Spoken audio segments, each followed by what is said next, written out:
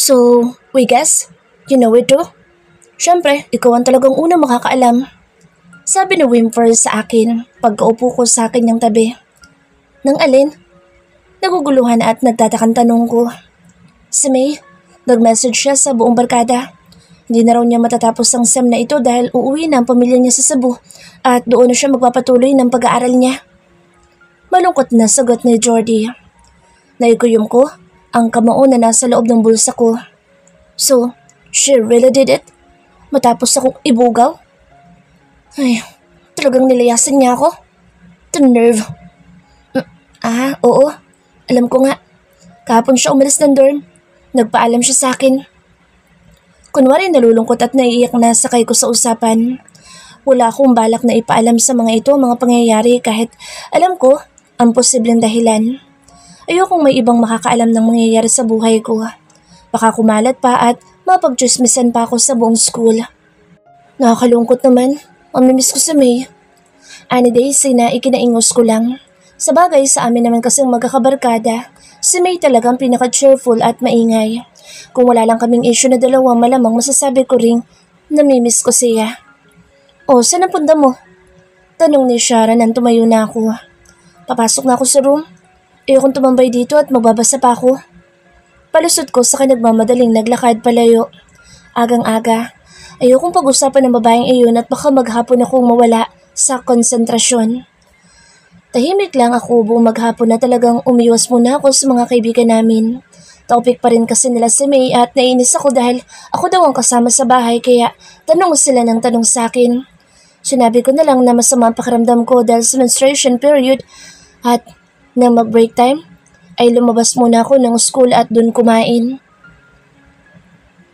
Lawrence de la Merced. Tanda ko ang pangalan na lalaking iyon. Habang bakante ako at walang magawa, ay naisip kong i-search sa net ang pangalan nito. Baka sakaling may lumabas at nagulat pa ako nang makita nga ang pangalan at litrato niya roon. Ganoon na lang ang excitement at sidhin ng damdamin ko na basahin ang ilang impormasyon tungkol dito na nakasulat doon. 29 years old, height 6'1", the only heir of multi-billionaire couple na nakatira na ngayon sa ibang bansa.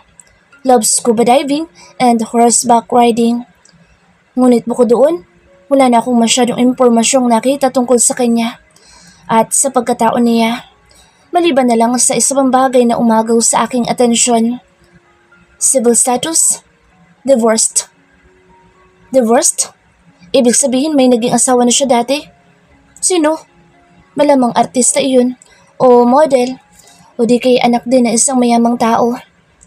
I search the name kung sino pero ganoon na lang inis ko nang wala akong impormasyong nakita roon. Ay, wisit naman ang uploader ng info na to. Hindi man lang kinumpleto. Pero naisip ko, baka sadyang hindi inilagay. Malamang, pinabura nito o ano, para walang skandal tungkol dito ang malik sa tao. Malamang na-divorce ito sa asawa dahil sa sama ng ugali nito. Tapos, ikaw ang susunod, Janela. Good luck! Ani ng isip ko. Ay gust. Sisiguraduhin kong kapag ako naging asawa niya, ay talagang pagsisisihan niya at magiging miserable ang buhay niya. That way, he would regret buying me. At baka hindi pa umabot ang kalahating taon ay siya na mismo ang kusang makipaghiwalay sa akin. Lahat gagawin ko para kamuhian niya ako. Let's see kung hanggang saan ang kaya niyang pagtiisan. What a brilliant idea. Nang tumunod na ang alarm ng cellphone ko ay tumayo na ako. Nagsaset talaga ako ng alarm para alam ko kung dapat na ba akong bumalik para sa next subject ko. Last subject ko na iyon ng araw na iyon at pagkatapos nun, uwi na ako ng bahay. At bala ko na hindi na rin pumasok sa fast food na pinapasukan ko. Bakit pa ako magtatrabaho kung may pera na naman na ako? Congratulations, Miss Lopez. You did very well. Naiiyak na tinanggap ko ang summary result ng grades ko. Parang last week lang ay katatapos lang namin mag-depend ng thesis nila Jordy, Daisy, Shara at Wimper. Ngayon naman ay heto, may maganda na naman akong balitang natanggap. Lalo nang makita ko ang aking general average na talagang simula pa nung una hindi ko na hinayaang bumaba. Congratulations! You're our only nursing student na gagraduate ng summa cum laude this year. All I can say is that you deserve it. Sa lahat na naging estudyante ko ngayong batch nyo, ikaw lang talaga ang nakitaan ko ng pagpupursiging makapagtapos. I salute all the hard work and sacrifices na inilaan mo para makapagtapos ng kursong ito. May mataas na grado pa. I'm sure na ipagmamalaki ka ng husto ng iyong mga magulang. Alam ko si Ma'am Julian na working student ako at mula ng freshman hanggang mag-senior ako sa college. Madalas kasi nagiging customer ko siya sa fast food kung saan ako nagpa-part-time. Umiiyak na yumakap ako sa kanya. Honestly, isa siya sa mga mababait na taong nakilala ko. Tumayo siyang pangalawang magulang, hindi lang para sa akin kung hindi sa iba pang kabatchmates ko. She was always there to motivate us about life at palaging pinapaalalahanan na magpursiging makapagtapos ng pag-aaral nang sa gayon ay may marating kami sa buhay. Now that day was almost coming at ilang araw na lang at magmamarcha na kami sa stage. Parang napakabilis ng panahon. Parang kahapon lang ay aligagang-aligaga pa ako sa pag-review at pagkukomplete ng mga requirements. Pero ngayon ay heto na't pagpapractice na lang para sa graduation ng inaatupag. Pinag-ready na rin ako ni Ma'am Julian ng aking magiging graduation speech. Siyempre, gusto kong ako mismo ang gagawa noon dahil gusto kong ipabatid sa lahat kung gaano ako kasaya at ka-proud na nakapagtapos ako ng may mataas na grado sa kurso kong ito. Kinagabihan matapos kong matanggap ang magandang balita, ay tinawagan ko na rin ang aking mga magulang para ipabatid ito sa kanila. Talaga ba anak? Ito ang ibig sabihin ay magkakaroon na nga kami ng anak na nurse? Tuwang-tuwang pasigaw pang sabi ng tatay ko. Opo, pero syempre kailangan po muna ipasa ang licensure exam para ganap na ako maging lisensyadong nurse. Nay, tay, gusto ko po na sa araw ng graduation ko ay nandito kayo. Gusto kong parehas kayong makasama pag-akyat ko sa entablado. Madamdamin pahayag ko. Nak, pasensya ka na. Nag-iisa na lang ang kalabaw natin dito. Hindi ko na maaaring ibenta ito dahil ito na lang ang kasakasama namin sa pagsasaka ng nanay mo. Pasensya ka na pero mukhang hindi kami makakapunta dyan ng nanay mo. Mangiyak-iyak pang sabi ng tatay ko. Huwag po kayo mag-alala. Magpapadala po ako na ipampamamasahin ninyo. Isama niyo rin po sina Owen at Jira.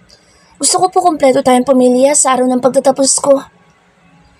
Kung nabubuhay nga lang ang mga lolo at lola ko ay gugustuhin ko rin na doon sila.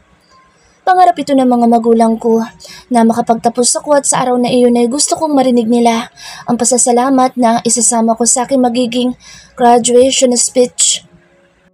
Naku, mahal ang pamasahe. Saan ka naman kukuha? Ayaw namin, marami po akong ipon. Huwag po kayo mag-alala.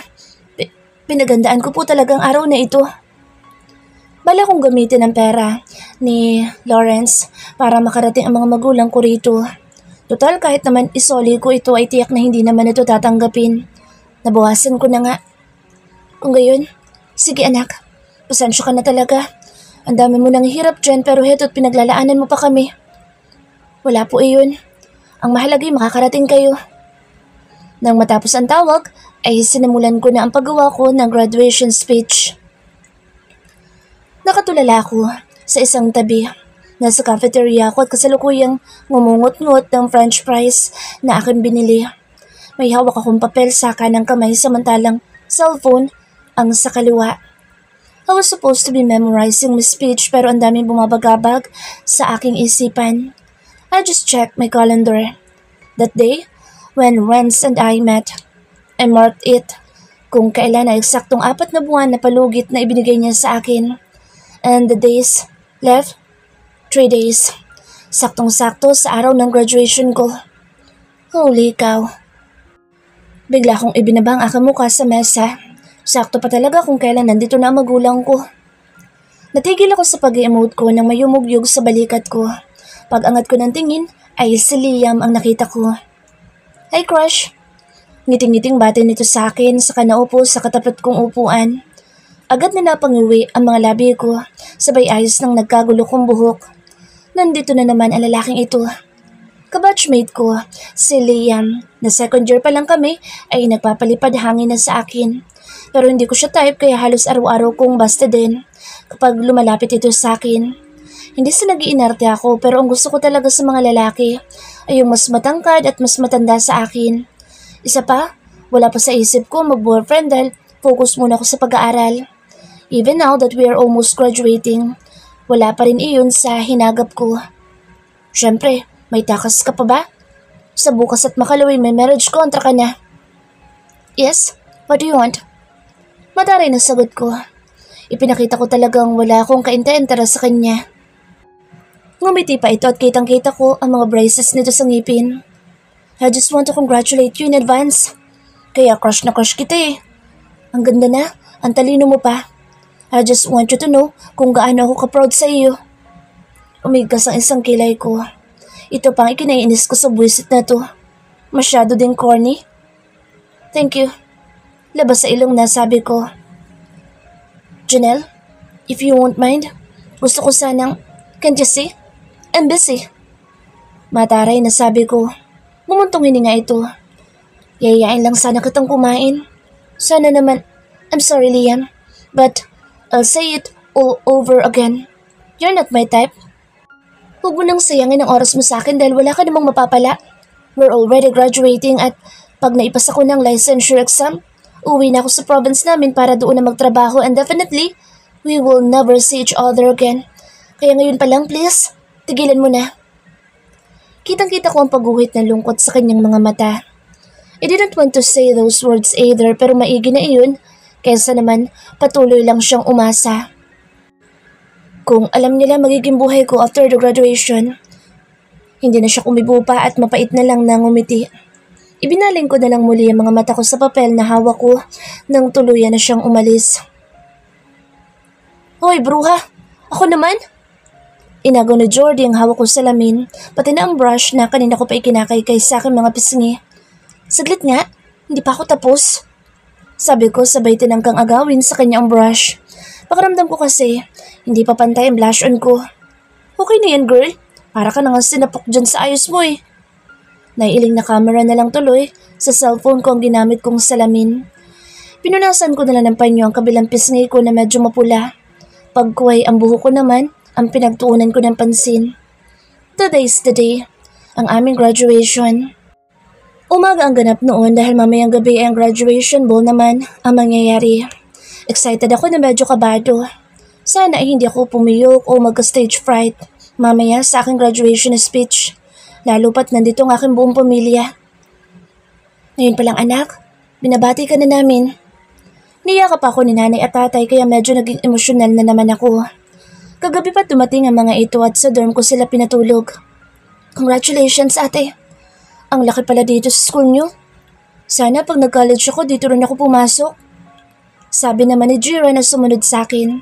Siyempre naman, tutulungan ka ni ate. Sabi ko at niyakap pa ito.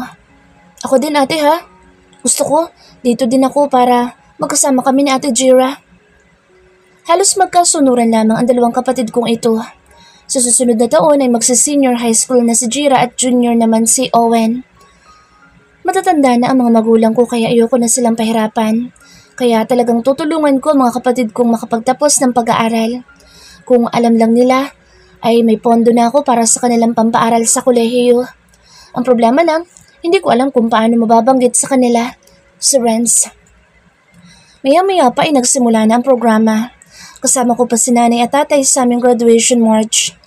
Hiwalay ang upuan namin mga gagraduate sa mga magulang. Habang nakikinig kami sa mga speaker na nagsasalita sa may stage, ay panay ang libot ng mga mata ko sa paligid. Ewan ko ba? Bigla na lang ay parang napraning ako ng mga sandaling iyon. Now, I'm here sa harap ng maraming tao. Sa harap ng mga magulang at mga kabatch ko na gagraduate ngayong taon. Sunod-sunod akong huminga ng malalim upang alisin ang kaba sa dibdib at bahagyang inilayo muna ang mic sa aking bibig para linisin ang bikig sa lalamunan. Saka akong umiti at muli silang hinarap. Magandang araw po sa ating lahat. Ang aking panimula. Unang-una, ay gusto ko po muna magpasalamat sa pong may kapal na siyang ating naging katuwang upang makarating tayo sa araw na ito. Sa ating mga magulang na ating naging gabay at inspirasyon upang matapos natin ang yugtong ito ng buhay. Sa ating mga faculty members, sa ating butihing dean, at syempre, sa inyong kapwa estudyante ko na aking naging mga kaibigan at karamay. Dumating na ang araw na ating pinakaiintay. Medyo may kahabaan ng speech kong iyon at kahit sa ulado ko pa, ay panaka-naka pa rin akong tumitingin sa papel na nakapatong sa aking harapan. Masaya ako and at the same time ay nalulungkot habang nagsasalita sa kanilang harapan. Dahil ang graduation na iyon ay magiging hudyat na rin ng aming panibagong buhay.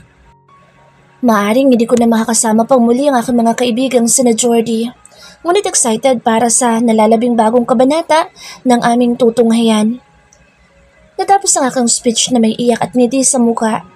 Nang bumaba ko ng stage, ay pinuntahan ko pang aking mga magulang upang yakapin. And shortly after that, ay muling nagsalita ang aming dean upang opisyal kaming maging mga graduates. Kanya-kanya kaming tapon ng aming mga graduation cup. Mamimiss ka namin. Lumapit sa akin ang mga kaibigan kong sina Jordy, Shara, Daisy at Wimper. Nag-group hug pa kami at isa-isang nagyakapan. Sayang, kung nandito si May, ay malamang kasama namin ito. Kahit may atraso sa akin ng isang iyon ay bigla pa rin siyang sumagi sa isipan ko. Nakagraduate na rin kaya ang isang iyon? Kumusta na kaya siya? Mga loka kayo. Hindi pa end of the world. Magkikita-kita pa rin naman siguro tayo for sure. Nagpupunas ng luhang biro ko. At saka diba, ang usapan, pagkakuha natin ng license sa 2 years na experience ay mag-abroad tayong lahat? Ani Shara, oo, yun ang plano namin noon. Hindi lang kasi triple ang sahod ng nurse sa ibang bansa kumpara dito. May graduation ball pa mamaya. Siguraduhin nyo lang na makakarating kayo Ani Wimper. Tumango ako. Nag-picture taking na muna kami 5 at maya-maya ay sinananay naman ang pinuntahan ko. Ngunit laking pagtataka ko nang hindi ko makita ang mga ito sa dating pwesto. Sinuyod ko na rin sila ng tingin sa paligid ko ngunit wala ang mga ito. Ay, baka siguro uwian na. Naiiling na sambit ko. Tatawagan ko pa lang sana si Jiro sa cellphone nito nang unahin niya ako. Hello? Nasaan kayo? Bungad ko habang panay pa rin ang linga sa paligid. Ate, nandito na kami sa labas. Punta ka na lang dito. Ha? Teka, mag-picture taking pa tayo dito at hindi na raw kami pwedeng umalis, ate. Nakasakay na kami ng kotse Baka magalit yung driver. Ha? Gimbal na tanong ko. Teka, ano sasakyan? Nasaan kayo? Kahit nakatoga pa ay lumabas ako ng school. Agad ko silang hinanap at sa isang high ace van ay nakita ko si Najira at Owen na kumakaway pa sa akin. Ginagawa niyo dyan? Ngunit bago pa ako makapagtanong ay agad na akong nasagot. Mula sa van na iyon ay bumaba si Miss Kat at nakangiting sumalubong sa akin. Congratulations, Miss Lopez. Pinasusundo na po kayo ni Sir Renz kasama ang buong pamilya ninyo. Tara na po, nang maihatid na namin kayo. Seryoso? Sa bagay ano pa ikagugulat ko? Hina-expect ko na naman itong mangyari. Pero kasama pa pati buong pamilya ko. Saglit, Miss Kath. Baka pwedeng... Gusto ko pa sana makapag-celebrate sa mga kaibigan ko mamaya. At gusto ko rin makabonding pa ang buong pamilya. Plus, explain to them what's going on. Kailangan na po nating umalis, ma'am. Don't worry. Safe and sound kayo ng buong family. Pinagbuksan niya pa ako ng pinto. Doon sa sliding door ng van niya ako pinapasok kung saan nag-aabang pa sa akin ang buong pamilya ko. Hala, pumasok ka na dito anak. Mainit dyan. Si nanay na halatang komportable sa akin na uupuan. Talaga sumakay kayo dito nang wala man lang pasabi sa akin? Naguguluhan pa rin tanong ko. Pero sumakay na din ako ng van. Tinatawag ka namin ate. Busy ka sa mga kaibigan mo. Sumakay kayo rito kahit hindi nyo naman kilala ang nagpasakay sa inyo? Singhal ko pa. Kilala ka daw ng magandang babae. Kaibigan mo daw siya. Surprise mo daw ito dahil magsa-celebrate tayo ng graduation mo. Nanlaki ang mga mata ko. Seryoso kayo ma? Naniwala kayo? Bakit? Nagsusunungaling ba siya? Napabuntong hininga na lang ako. Masisisi ko ba sila? Ngayon lang sila as in nakapunta dito sa Maynila. Kagabi nga para sila mga ewan ang dalhin ko sa isang fast food dahil doon kami naghapunan. Kaya mga kapatid ko kahit nakapag-aral na ang mga iyan, isa ring mga utu-uto. Lalo't kami lahat ay masunurin sa magulang. Miss Lopez, okay na ba kayo? Maaari na ba tayong umalis? Tanong ni Miss Kath, pagkuhan. Kasama lang namin siya sa van na iyon. Katabi ito ng driver. Makahulugan ko siyang tiningnan, saka ko tumango. Okay na po. At nagsimula na nga bumiyahe ang aming sasakyan. Sa isang hindi pamilyar na lugar kami dinala na Miss Kath. Sa biyahe pa lang, sinabihan ko na mga kapatid at magulang ko na huwag masyadong maglililikot sa pupuntahan namin. Nauna akong bumaba ng van at saglit na kinausap muna ang secretary ni Renz. Gusto ko po siyang makausap. Tahas ang sabi ko. Ngumiti sa akin si Miss Kath. Later, ma'am. Gusto muna niya mag-celebrate kayo kasama ng buong pamilya ninyo. Nagparada na siya ng isang vicinity kung saan kayo magsa-celebrate. Please, take your time with your family. Pero Miss Kath, I'm not ready yet. Magpapakasal na ba talaga kami? Paanong... If you have any question, kay sir na lang po kayo magtanong. Sige na po at baka lumamig na mga pagkain inihanda para sa inyo. Please, enjoy your day. Hindi na nga ako nakapagprotesta pa. Sa bagay, bakit ko pa ko questionin? Malinaw naman ang mga sinabi niya sa akin 4 months ago. See you on that day. Ayun, at muli nang hinarap na Miss Kath ang pamilya ko. Sa isang private resort niya kami dinala at pagpasok pa lang namin ng entrance ay parang kiti-kiti nang nagtakbuhan ang aking mga kapatid. Ay, masisisi ko ba? Ngayon lang sila nakakita ng ganito dahil ilog lang ang meron sa amin. Maging ako ay pasimpleng napawaw sa akin nakita. Pag-aari din kaya ito ni Renz? Inakbayan ko ang aking mga magulang na nooy panaylibot ang mga mata sa paligid. Wala ibang tao doon maliban sa amin at sa mga nagsisilbing tila kanina pa nakaabang sa pagdating namin. Sa isang maganda at malawak na cottage kami inihatid ni Miss Kath. Sa mesa na nakalagay sa gitna ay punong-puno ng iba't ibang putahe ng pagkain. Wow ate, pinahanda mo ba talaga lahat ng to? Namimilog ang mga matang tanong ni Owen. Kahit walang pahintulot ay kumuha na ng tigisang kapirasong fried chicken ang dalawa kong kapatid. Hoy, magpaalam muna kayo. Kayo talaga mga bata kayo. Huli na nang sawayin ni nanay. Sa inyo po lahat iyan kaya huwag kayong mahiya. Singit naman ni Miss Kath. Pwede rin kayo maglibot-libot kung gusto ninyo. Nakita kong umalis sa cottage sa Miss Kath matapos magbasa sa phone ito kaya sinundan ko. Marami akong itatanong at pipilitin ko siyang sagutin ako ngunit hindi pa ako masyadong nakakalapit sa kanya nang makarinig ng busina sa labas. Isang tauhan na nagbukas ng gate at isang itim na sasakyan ang pumasok. Lahat ng mga naninilbihan doon ay naghilera ng pila sa gilid ng sasakyan. Kabilang doon si Miss Kath na halos katabi ko lang. Maya-maya pa, bumukas ang pinto ng sasakyan at bumaba ang naka-uniform na driver. Binuksan ito ang pinto ng backseat at lahat sila ay bumati at nagsitunguhan ng mula roon ay bumaba si Renz. Para akong statwa sa aking kinatatayuan. I've seen him before. I've seen a lot of his pictures in the net pero parang ibang Renz ang nakikita ko ngayon. Bakit parang mas gumuha po at tumikas siya ngayon? Mas umaliwalas at bumata rin siyang tingnan. Malayo pa lang parang naamoy ko na ang pabango niya. Bakit parang lumakas ang dating niya? Well, because he's really drop-dead gorgeous. Aminin ko man o hindi. Pero bago pa ako matulero kakapanda siya sa akin niya, tumungo na ako. Pero wala pang 2 segundo nang muling nag-angat ang paningin ko. Nakalapit na pala siya sa akin at ngayon ay hawak ang balikat ko. Congratulations, miss, he said in his cold, manly voice. His eyes twitch and stare at my figure sarcastically. Suot mo pa talaga yung toga mo? Saka ko lang naalala ang ayos ko. Ay, oo nga pala. Buti, hindi ako nasita ng grad sa school kanina. Dahil dapat, isusoli ko pa ito.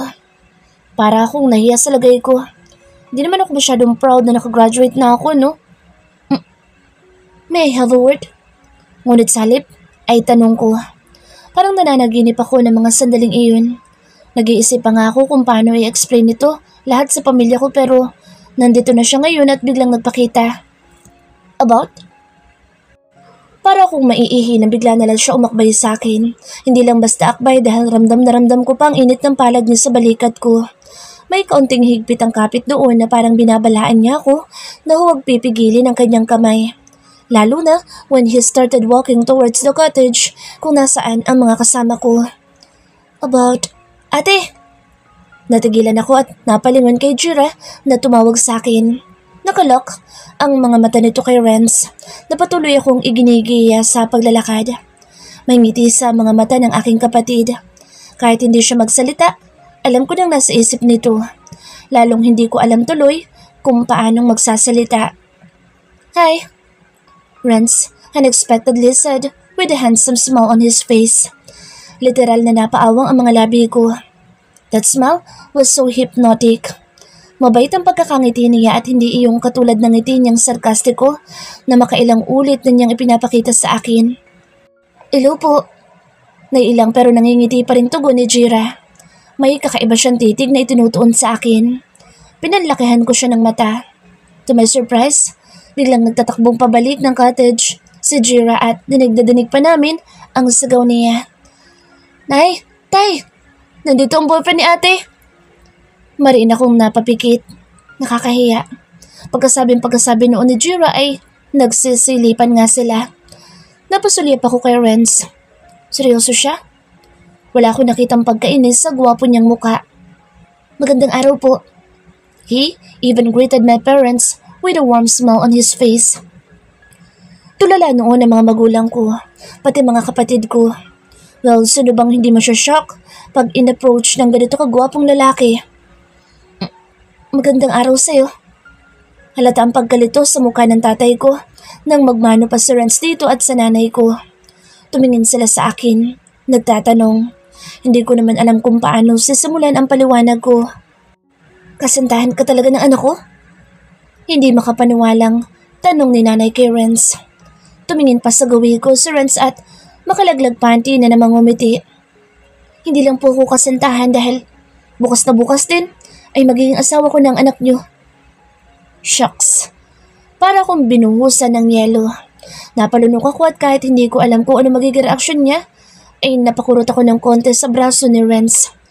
Ano ba naman itong lalaking ito? Akong hirap na hirap kung paano siya sabihin iyon sa mga magulang ko, samantalang siya wala man lang second thought o pag-aalinlangan. Exactly direct to the point at walang paligoy-ligoy man lang. Muling tumingin si nanay at tatay sa akin. Hinanda ko na ang sarili ko para sa mga sasabihin nila. I know they'll be mad at me. Imagine, ngayon lang kami nagpangita at kakagraduate ko pa lang sa kolehiyo. Ay ito agad ang bubungad sa kanila? Seryoso ka? Pakakasalan mo ang anak namin? Ngunit muli ay kay Renz bumaling si tatay. Talagang hindi lubos na makapaniwala. Opo, mabilis na tugon ni Renz. Mulagat ako nang makita ang ngiti sa mga mukha ng magulang ko. They should be mad. Pero bakit parang ang saya-saya pa nila? Lalo na si nanay noon na bilog ang mga mata. Aba anak, nakagayuma ka. Please, close your eyes. Pakausap ng bakla na agad kong sinunod. Then, I suddenly felt the smooth touch of buds on my eyelids. Huminga lang ako ng malalim at hindi nagmulat hanggat hindi nito sinasabi. Now, look in the mirror. Anito matapos na ilang sandali at nang masprayan na nito ng makeup setter ang aking mukha. Ilang sandali akong natulala. I couldn't believe what makeup can do para ma-enhance ang sarili ko. Ni halos hindi ko nga makilala. Nginitaan ako ng bakla sabay ayos ng pagkakalaylay ng buhok ko sa balikat ko. You're all set, ma'am. I was wearing a white dress. Medyo hapit sa aking katawan kaya kita ang kurbada ko. Lagpas lang ito ng konti sa tuhod ko at halter back kaya kitang-kita ang kalahati ng likod ko. It's the day of the wedding. Matapos kaming patuloyin ni Renz sa isang suite nito sa hotel kagabi. Heto ngayon at pinaayusan na ako. Sa kabilang silid ay check na tapos na ring ayusan sa nanay. Hirap na hirap ako makatulog kagabi dahil ang kukulit ng mga ito. Tanong ng tanong kung saan ko nakilala si Renz. Paano kung nagustuhan ng lalaking iyon at bakit ko daw inilihim sa kanila? Well, of course, hindi ko sinabi ang totoo dahil pati ako hanggang ngayon hindi pa rin lubos na makapaniwala. Dahil pa fairy tale ang nangyaring ito. Nakapag-eyeball lang ako, bigla ay ikakasal na ako. Ngumiti ako sa harap ng salamin. Sa totoo lang sobrang ganda at nagustuhan ko ang eyes ko ngayon. Kala mo totoo akong bride. Ngunit hindi sa church mangyayari ang kasal namin ni Renz. Ang sabi ni Miss Kat, civil wedding lang daw iyon kaya malamang sa opisina lamang iyon magaganap. Miss Lopez? Speaking of, bumukas ang pinto ng silid na kinaroroonan ko at sumilip si Miss Kat. Aalis na po ba? Maang ko. Saglit pa itong tumingin sa akin nang may ngiti sa mga labi. Yup, nasa munisipyo na daw po si Sir Renz. Isang pasada pa sa akin sarili sa harap ng salamin at tumalima na ako. Inalalayan pa ako ni Miss Kat sa paglalakad ko. Ako na lang pala ang iniintay dahil nakasakay na sa van na maghahatid sa amin ang buong pamilya ko. Hala, ang ganda-ganda ng anak ko. Tuwang-tuwang bulalas ni nanay pagkakita sa akin. Ay, napakaswerte talaga ng anak ko. Mamaya, pag pupulot gata ninyo, galingan mo ha. Palagyan mo agad ng anak yung tiyan mo para sigurado na ang mamanahin mo. Anya pa, pagkaupo ko sa tabi niya. Nay, nalalaki ang mga matang sambit ko. Pulot gata? Ano yun? Kagabi ko pa yun naririnig sa kanya at hindi ko na-search ang English term sa net. Anong palagyan ng anak ang tiyan ko? Ano kayo? Ayoko nga magbuntis. Maring tanggi ko. Kailangan mo magpabuntis. Aba, para mas tumatag ang relasyon nyo. At para kung sakali, mawala ng bisa ang gayuma mo may habol ko sa kanya. Kung talaga, hindi nag-iisip na bata ka. Kinurot pa ako sa tagiliran ni nanay. Ay, ayun ang paniniwala nila. Ginayuma ko daw si Renz. Imposible naman daw kasi may magkagusto sa akin ganoong lalaki. Wala po sa kontrata namin Oops. Kusa akong nagpreno. Muntik na. Mahala na nga po. Pero wala po yun sa plano ko. Sabi ko na lang pero buhat sa ideyang nabanggit ni nanay ay bigla akong napaisip. Will he really get me pregnant? Oh my God, no way. Botong-boto sila kay Renz. Siyempre, ikaw ba naman na kahit isang tuka lang ay magkaroon ng asawa at manugang na ganoong kagwapo at kayaman? Sinong hindi? Tinuruan pa ako ng kung ano ni nanay kagabi para daw hindi ako makalimutan ni Renz at mas mahalin ako nito at ako daw ang trumabaho. At hayaan lamang daw itong nakahilata sa harap ko. Ano yun? Ang dami-dami niyang pera ay pagtatrabahuin pa niya ako. Kung magtatrabaho man ako hindi para sa kanya, kung hindi para sa sarili ko. Sayang naman ang kursong natapos ko kung hindi ko magagamit, no?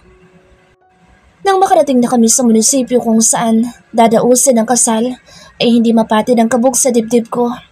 This is not the dream wedding na inaasam ko pero at least malaprinsipe naman na magiging asawa ko.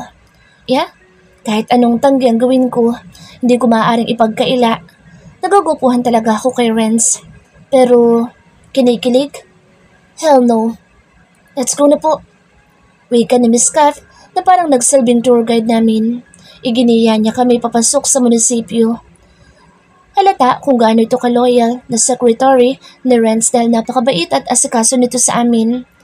Nakaangkla pa ang kamay ko sa braso nito habang kami naglalakad.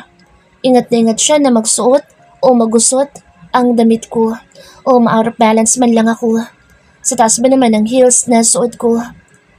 Sa opisina kami ng mayor nagdiretso at pagbukas pa lang ng pinto ay bumungad agad sa akin si Renz. Saglit na naglakpa ang mga mata namin pero ako din ang kusang nagbaba ng tingin.